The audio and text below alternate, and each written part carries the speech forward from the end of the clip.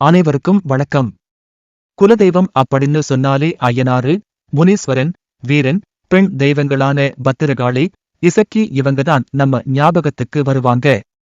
ஆனா இந்த மண்ணுல வாழ்ந்து மறைஞ்ச அகால மரணம் அடைஞ்ச, கொல்லப்பட்ட, கருவறுக்கப்பட்ட ஆத்மாக்களையும் கூட சாமிகளா நினைச்சு வணங்கக்கூடிய ஒரு வழக்கம் நம்ம குலதெய்வ வழிபாட்டில் இருக்குது. ஆனால் இப்படிப்பட்ட ஆவி சாமிகளை கும்பிடுறது அங்கொன்னும் இங்கொன்னுமாதான் இருக்கும். அந்த இறந்து போன ஆத்மாவுடைய வம்சாவழியில வந்தவங்க அல்லது கொலை செய்தவங்களுடைய சந்ததியினர் அவங்கள வழிபடுவதை பார்க்கலாம். இப்ப நம்ம பார்க்க போற கதையில ஒன்னா இறந்து ஆவியான 21 பாதைகளை, அதாவது 21 ஆவிகள் அலைஞ்சி திரிஞ்சி அப்புறமா சாமியானவங்களை ஒரே இடத்துல நிப்பாட்டி மிகச்சிறப்பாக நம்ம கற்பனை கூட பண்ண முடியாத பூசை முறைகளை பழங்காலத்திலிருந்து கொஞ்சம் கூட மாறாம அப்படியே கடைபிடிச்சிட்டு வராங்க.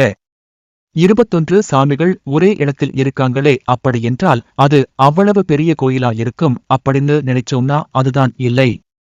கோயிலே இருக்காது, வெறும் மண்பீடம் மட்டும்தான் இருக்கும்.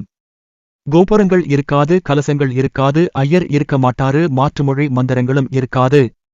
இந்த கோயில்ல இருக்கிறது பூராவுமே நம்ம தாத்தாவுக்கு தாத்தா எப்படி சாமி கும்பிட்டாரோ அதே போலதான் இப்ப வரைக்கும் இருக்கு. எந்த மாற்றமும் கிடையாது. இத்தகைய தெய்வங்களின் கோயில்கள் பாரம்பரியமான குமரி மாவட்ட மண்ணுலதான் இருக்கு. பல மர்மங்களையும் மாந்திரிகங்களையும் சுமந்து நிற்கக்கூடிய அந்த பூமியில்தான் வாதைகள்னு பேர் வாங்கிய அம்புட்டு சாமிகளும் வாசம் செய்கிறார்கள்.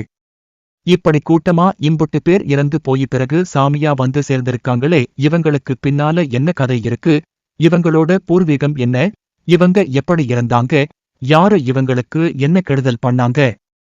இந்த பூமியில செத்தவன் பூரா சாமியாயிட முடியாது. இவங்களால மட்டும் எப்படி சாமியாக முடிஞ்சிச்சு?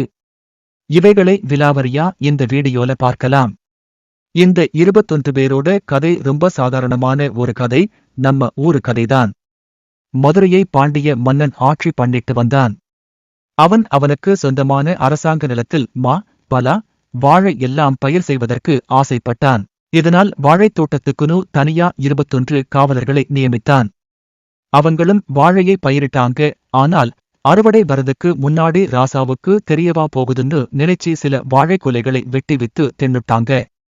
இந்த விஷயம் மன்னனுக்கு தெரிய வருது. அதனால கோவப்பட்டு மன்னன் 21 பேரையும் நீங்க இனிமேல் வேலைக்கு வரவேணாம் அப்படின்னு திட்டி அனுப்புறாங்க. அவங்களும் மதுரை நகரத்தை விட்டுட்டு வேற இடத்துக்கு போயிடுறாங்க. அப்புறம் நீண்ட நாளா அந்த நிலத்துல வாழை பயிரிடவே இல்ல. அதுக்கப்புறம் தூர தேசத்திலிருந்து புதுசா 21 காவலாளிகளை அழைச்சிட்டு வந்து அந்த நிலத்துல பயிரிட்டாங்க. தோட்டத்துல போடக்கூடிய கன்னி குலை முதல் அறுவடை எல்லாமே ராசாவுக்கு சேர்ந்தது. இரண்டாவதா ஒரு வெளிச்சல் எடுத்து அதுல வரக்கூடிய அந்த வாழைக்குலைகள் எல்லாம் இங்கே காவல் காத்து வந்திருக்கிற அந்த 21 பேருக்கு கூலியா கொடுக்கப்படும் சொல்லிட்டு பேசி முடிச்சிடுறாங்க. அவங்களும் சிறப்பாக பயிர் பண்ணினாங்க. நிலத்தில கருவாழை, செவ்வாழை, கதலி வாழை, நாட்டு வாழை, சிங்கன் வாழை, ஏத்தன் வாழை, வெள்ளை தொழுவேன், மஞ்சள் தொழுவேன் அப்படின்னு பல வகையான வாழை இனங்களை பயிரிட்டாங்க.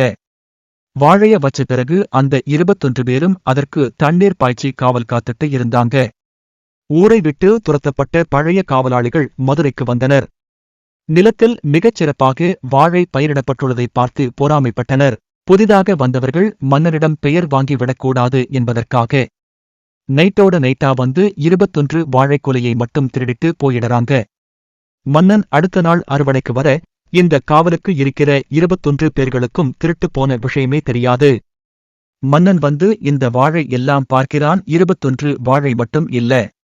இதனால் இந்த புதுசா வந்த 21 பேர்தான் வாழையை திருடி சாப்பிட்டிருப்பாங்கன்னு மன்னனுக்கு சந்தேகம் வந்ததோடு அவர்களுக்கு வழங்கப்பட்ட ஒப்பந்தத்தையும் மீறியதால் கோபம் தலைக்கு ஏறியது. இதனால் மன்னன் எந்த விசாரணையும் பண்ணாம இந்த 21 பேரையும் அடிச்சு கொல்லுறதுக்கு உத்தரவிட்டான். அதை கேட்ட அமைச்சர் காவலாளிகளை வைத்து இந்த 21 காவலாளிகளையும் அடித்து கொலை பண்ணுறான். அப்போது கடைசியா ஒரே ஒருத்தருக்கு மட்டும் உயிர் போகல. அந்த உயிர் போகாத ஆளு யாருன்னு பாத்தீங்கன்னா அதுதான் மன்னன் கருங்காளி. மன்னன் கருங்காளி குத்துயிரும் குறையுயிருமாக வாழைத் தோட்டத்தில் வைத்து வழிபட்ட குலைவாழை இசக்கியம்மன் கோயில் வாசல்ல போய் விழுகிறான். விழுந்துட்டு குலைவாழை இசக்கியை பார்த்து, அம்மா, நாங்க எதுவுமே பண்ணலையே. என் கூட இருந்த 21 பேரும் எந்த தப்பும் பண்ணலையே, அநியாயமா செத்துட்டாங்களே. இந்த மன்னன் என்கிட்ட என்ன நடந்துச்சுன்னு கூட கேட்காம தம்பிகளையெல்லாம் கொன்னுட்டாரே அப்படின்னு சொல்லி புலம்பினான். நீதான் எனக்கு ஏதாவது பண்ணணும் அப்படின்னு சொல்லிட்டு இசக்கியம்மன் பாதத்தில் விழுந்து இறந்தான். குலைவாழை இசக்கியிடம் இறந்த 21 ஆவிகளும் வரம் கேட்டன. குலைவாழை இசக்கி, நான் உனக்கு உதவி செய்ய விரும்புகிறேன். ஆனால் என்னால் எதுவும் பண்ண முடியாது. நானும் உன்னைப் போல் பிறந்து இறந்து நீலியிடம் வரம் பெற்று வந்துள்ளேன். அதனால நான் உங்களுக்கு வரமளிக்க முடியாது. நீங்கள் வாருங்கள், நான் உங்களை சிவபெருமானிடம் கூட்டிட்டு போறேன் அப்படின்னு சொல்லிட்டு செத்துப்போன 21 ஆவிகளோடு குலைவாழை இசக்கி கைலாயத்தில் இருக்கும் சிவபெருமானின் வாயிலை தட்டுகிறாள். 21 ஆவிகளும் குலைவாழை இசக்கியின் பின்னால் அவளை தாயாக நினைத்துச் செல்கின்றன. இவர்களுக்கு எப்படியாவது நியாயம் வாங்கி கொடுக்கணும் அப்படின்னு சொல்லிட்டு சிவபெருமான் கிட்ட இந்த 21 பேருக்காக பேசுகிறாள் குலைவாழை இசக்கி. பேசும்போது சிவன், என்னால உங்களுக்கு எதுவும் பண்ண முடியாது, ஆனா நீங்க இசக்கியம்மனுடன் 7 பிறவி எடுத்து வந்தீங்கன்னா உங்களுக்கு நான் நீங்க கேட்ட வரங்கள் எல்லாத்தையும் தரேன் அப்படின்னு சொல்றாரு. இதுக்காக இசக்கியம்மன் துணையோட இந்த 21 வாதிகளும் ஒவ்வொரு பிறவியா எடுத்து வராங்க. மொத்தம் 7 பிறவிகள். 7 பிறவிகள் எடுத்து முடிந்ததும் சிவபெருமானின் முன்னாடி போய் நிக்கிறாங்க. சிவபெருமான் அவர்களுக்கு தேவையான வரங்கள் எல்லாத்தையும் கொடுக்கிறாரு. இந்த வரங்கள் எல்லாம் வாங்கிட்டு இந்த 21 வாதிகளும் பூமிக்கு வராங்க. வந்து நம்ம பாண்டிய மன்னனை அழிக்கிறதுக்கு மதுரை மாநகரத்துக்கு வராங்க. மதுரை மாநகரத்தை அழிச்சு பாண்டிய நாட்டை ஃபுல்லா எரிக்கிறாங்க. எரிச்சதுக்கு பிறகு சாந்தமடைந்து தெய்வமாக மாறி மக்களுக்கு அருள் பாலிக்கின்றனர். இப்படித்தான் நம்ம ஊர்கள்ல மன்னன் கருங்காளி வாதையும் குலைவாழை இசக்கியும் தெய்வமாக கோயில் கொண்டு ஒவ்வொரு இடத்திலேயும் இருக்காங்க.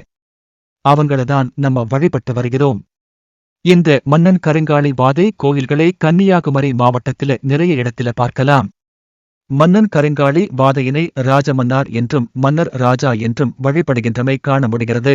நாட்டுப்புற தெய்வங்களின் கோவில்கள் இன்று மேல்நிலையாக்கம் பெற்று நிலைத்த கோயில்களாக கும்பாபிஷேகங்கள் செய்யப்பட்டு நிறுவன சமய கோயில்களாகவே மாற்றப்பட்டு வருகின்றன. மன்னன் கருங்காளி வாதையின் கோயில்களில் பல இன்றும் பழைய மரபு பின்பற்றப்பட்டு வருகின்றமை குறிப்பிடத்தக்கதாகும். இந்த கதை உங்களுக்கு பிடித்திருக்கும் என்று நம்புகிறேன். பிடித்திருந்தால் நம்முடைய சேனலை சப்ஸ்கிரைப் பண்ணவும். Peace up, A-Town. Yeah, yeah.